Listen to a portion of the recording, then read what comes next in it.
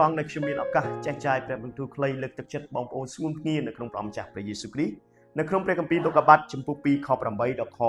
9សួនច្បារដែនគឺជាកន្លែងដែលទទួលការការពារពិសេសដែលមកពីព្រះនៅសួនច្បារដែនមានអ្វីខ្លះអស់ទាំងដើមឈើដែលគួរពេចពិលរមិលមើលហើយសម្រាប់ជាអាហារផងមានន័យថាផ្លែឈើដែលឆ្ងាញ់និងល្អសម្រាប់សុខភាពមានច្រើនអញ្ចឹងហើយ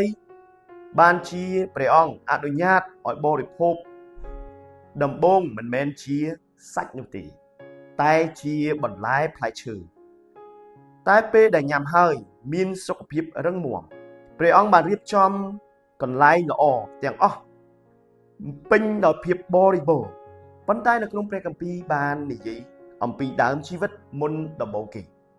តើដើមជីវិតសំដៅទៅលើអ្វីដើមជីវិតគឺមានន័យថាបើអាដាមញ៉ាំទៅគឺនឹងទទួលបានជីវិតសុខភាពល្អរឹងមាំដែលមកអំពីព្រះ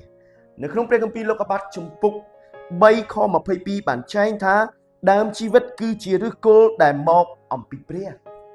ដើមជីវិតគឺផ្ដល់ជីវិតជារៀងរៀបដរាបទៅ